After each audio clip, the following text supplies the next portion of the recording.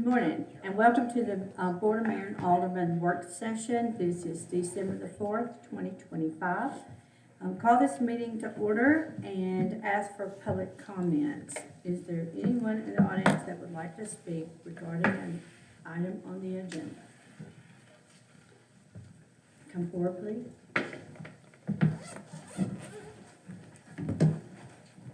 Please state your name and what item you're speaking to, and you will have 3 minutes. This is not a time to engage with the board because what you have to say is important to you, and we will listen, and then you can just, okay? Thank you. My name is Teresa Self, and I live at 1801 Winchester Highway. And the property that is in question on the agenda is 1803 Winchester Highway. Thank you for serving on this board. Public service is not easy. I brought with me today an aerial view and a scrapbook of the property's history that some of you may have already seen on TV. The main part of the house at 1801 is about 175 years old, built on part of a 2,000-acre Revolutionary War grant for military service. Matthew Buchanan and his son both served in the Revolutionary War. The original pier log home is out back from prior to Tennessee's becoming a state in 1796. The 30 acres of the city property at 1803 backs up to the side and back of our property near the old log house. If WPC purchases the property and they choose to blast within 300 feet from the water tank, they will be blasting extremely close to our property, and they've already seen them shockwaves. I was very alarmed in recent weeks to hear what sounded like a bomb go off behind the southwest corner of our property. Almost immediately, the entire house shook, the floor shook, I shook in the middle of the house. And I heard what I considered very loud gunshots from the area behind the house, but never felt anything like this.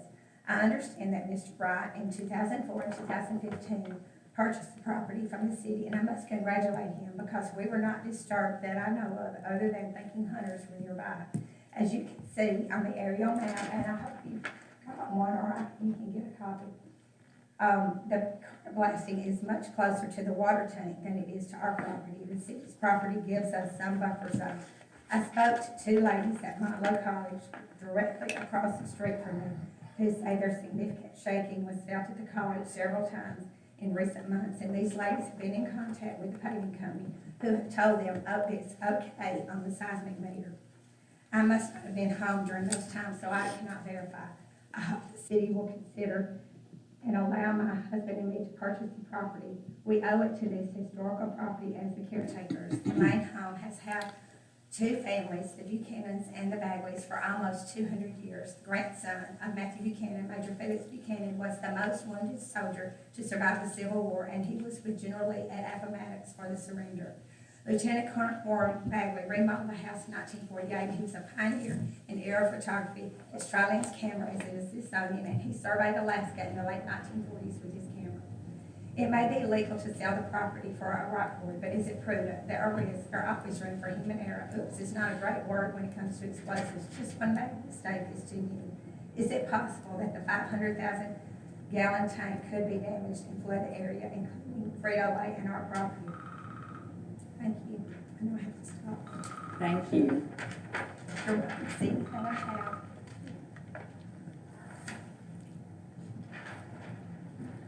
Anyone else for public comments?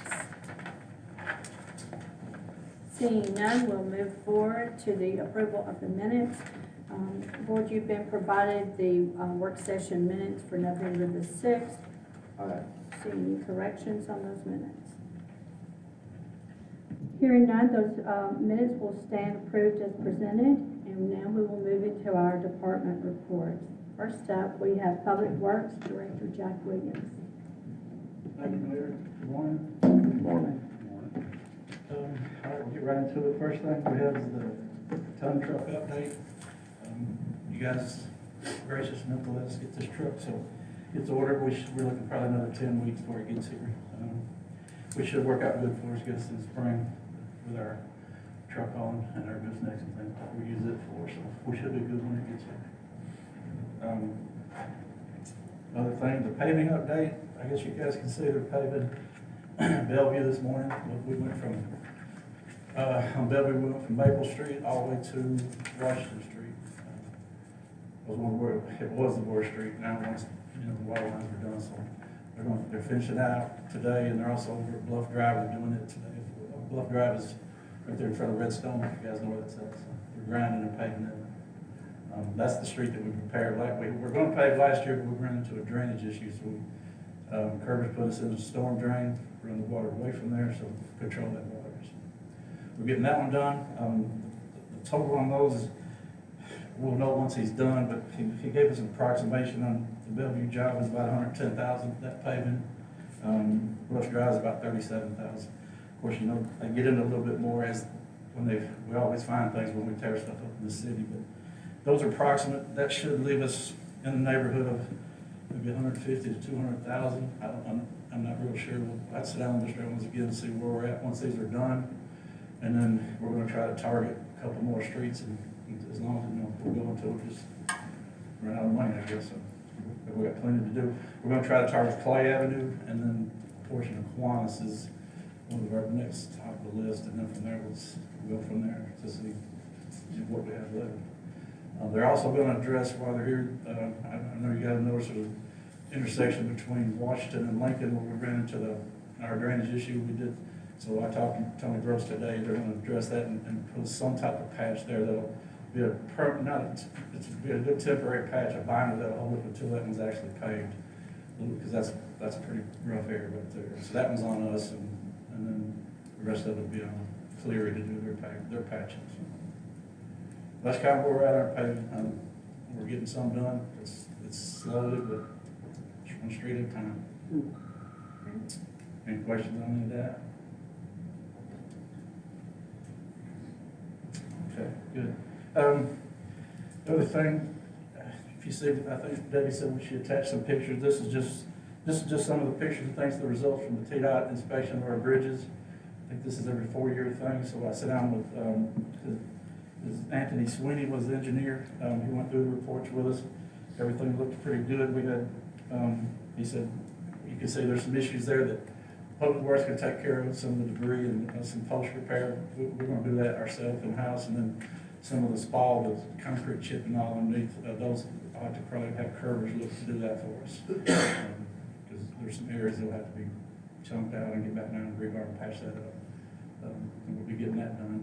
Besides that, everything we had, I think that he rated four of the bridges were good, 5 of them were fair, and then one was critical. That critical one was the very low building road bridge that they're doing now. He put the old iron bridge in the report, so it's not passable. It's not usable. So, but overall, we're in pretty good shape. Any Questions on that? Okay, good. The other thing is, this is the EPA software it's actually for our beta group that communicates with the fuel master, but once I know, we just installed the Vita Group new system that we got, and of course now that software, what we got was what we had, and now they're doing a software upgrade. So we're gonna have to do a software upgrade. I think the cost of it is $3,300, and we'll have to have it to communicate. What it does, it shows leakage and all with our tanks. EPA requires us to have that report, or else they'll shut our tanks down. So this is something we're going to do a budget amendment on. We don't have it in our software budget. I think that was $3,300. Is that right?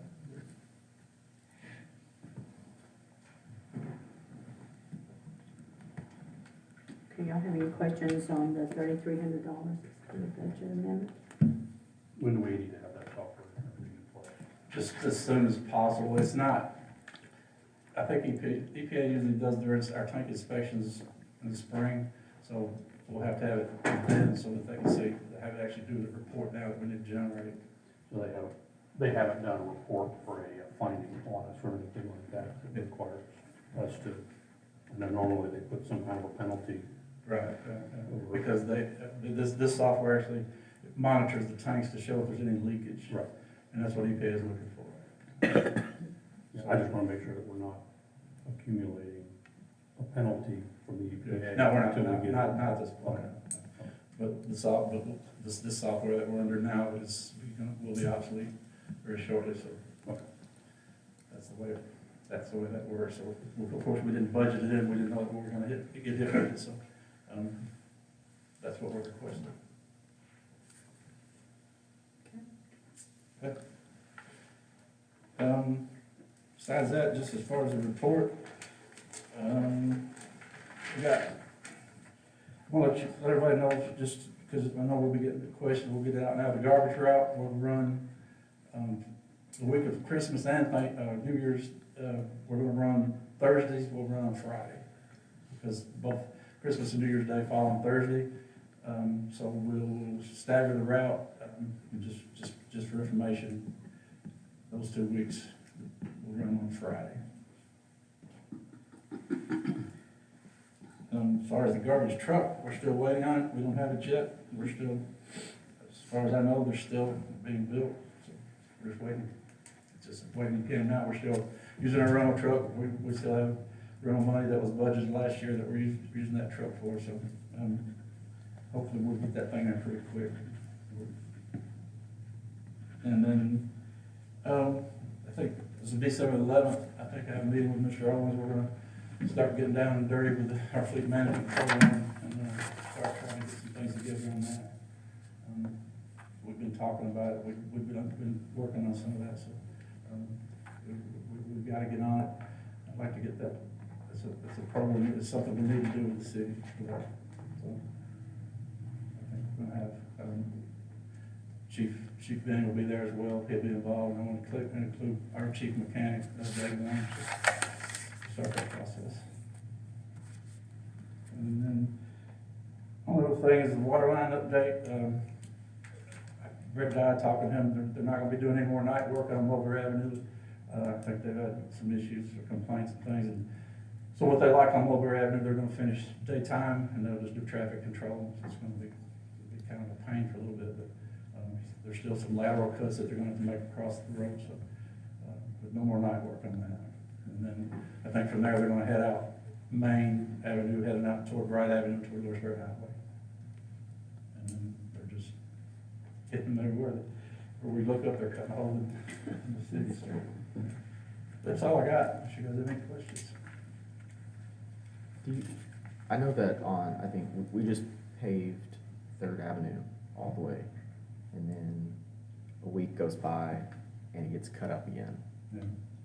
I think they are supposed to go over there, I think after talking to Clint, FP is gonna, Lincoln Paving is gonna go over and do a better patch on it, but yeah. Okay. I think what happened, Joseph, was, that when they ground it out, the vibration, those water lines, some of them were so shallow, Yeah. I think the paving caused the leak. I can touch on that. What happened is that the roller that they use, like Rick said, like Rick roller, Right. and as that compresses the net pressure and everything down into it, there's all valves. But they're not built for that. Yeah. So, We're gonna support that. the pavement hadn't even gotten cold yet, and they had to cut it up. So, Right. yeah. And they had to do a cut over here on the south side of the square as well, with a sewer line issue there, but they're supposed to get in there and patch that back for us. So, can you explain the difference in what Lincoln Paving's patching compared to what FPU did?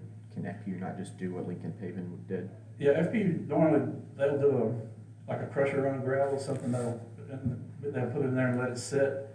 And the reason for that is, Joseph, that it gives it time for traffic, and it packs and compacts more and more, and then we'll go back, take it out, and they'll do a concrete patch. Or the thing with the way Lincoln Paving would do it, they'll go down deeper, they put a binder course, and then on top of that, they put a top coat, and it just makes you feel better, and it gives you a better patch that'll stay with you.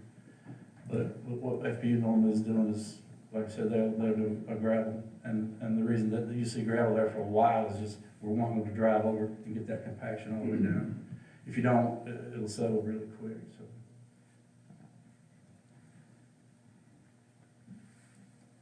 And I think this is probably something that we need to look at in the future on any infrastructure grants and things like that, is, maybe check and see if there's paving Right. that can be, included in that grant, because, all these streets are getting dug up, and the city doesn't have the money to go back and repave every street as quickly as they're getting Right. torn up. So this infrastructure should, we would hope, would have a pavement aspect to it. I agree. And on this kind of particular contract, it states that they're responsible to pay what they cut out back to either TDOT standard or back to as found, so it's a patch. Mhm. It's basically what we have. Okay, thank you, Jack. When we, sorry, No, that's fine. when we get to our budget limit for Lincoln paving for the year, so at that point, are we, any improvements or any of the water lines that they do, are we just having them paved and that in, and then we'll go back later or next year, we'll fund it back? I'm sure that's what we'll have to do. I'm sure we'll probably talk, and, we probably won't spend everything we have, because we'll probably have to have some on hold, because we still, it's a surprise every time they cut something with this water line, so we probably need some, just some money on standby to do, we had an issue with, a drainage issue over by Ken's on Walnut, off of Washington, where Ken's restaurant, and we had to, same thing, we run into an issue there, so, I don't think we should probably spend everything we have on the paving, just some emergency bid. But I'm sure we're gonna they'll find some more surprises out there. I just wanna make sure that we got, the contractor's gonna, if we don't have the ability or the timing to go in and pave, that they're actually bringing it back to TDOT. And that's their contract, that requires them to bring it back to a TDOT standard. And they will, I'm over there, and I know it's a train wreck right now, but it will be better. Because they'll go back and actually take it back out, and they'll have their own asphalt company come in and they'll asphalt it. Kind of like the north side of the square area is pretty decent shape where that cuts at, if you'll notice in the parking areas. It's a pretty good patch, so, but it'll be better than it is. There's nothing there permanent yet. That's what I've been told. Okay. Thank you. Okay? Any other questions? Thank you, Jack. All right. Thank you. Next up, we have the police department. Understand that Commander Andy Rodriguez is presenting today. Morning, Larry, Board. Chief's out sick this morning. He called me just a few minutes ago. We have the fire department Toby Drive roadblock permit that we have approved and forwarded to the board. Also, the open mic night permit, which y'all have already approved. We have three officers that we will need to do oath of office for. We did have one resign Monday night that was to be sworn in. The permit fee ordinance that we have presented during to committee to address the overtime that the department's spending on events. We worked with Mr. Hill to update that ordinance and try and bring that up to what it needs to be. There'll be a $50 permit fee that is required, and then the sponsor of each of those events would be required to pay for $50 an hour with a 2-hour minimum per officer if law enforcement is required to work that event. Police department, of course, will reserve the right to review and decide with Mr. Kevin if law enforcement is required. Any questions on that? Question I have on this open mic night, this event date is November the That 22nd. is correct. So this is going back to approve an event that's already That happened. is correct. And you may recall, we did it, because we received it so late, we did an email, but we wanted to put it officially on record that the board did review that request. Okay, thank you. We do have 3 officers that we will be doing recognition for life-saving actions. That'll be Sergeant Detective Joseph Maston, Commander Andy Rodriguez, and Commander Jesse Casillas. On 11/6 of 25, Joseph Maston and Andy Rodriguez we're at Lincoln Medical Center for another call when a family presented, with a lifeless child. We were able to work with the hospital staff to help resuscitate that child, but he did pass away later at Vanderbilt. Commander Casillas on 11/14/25 was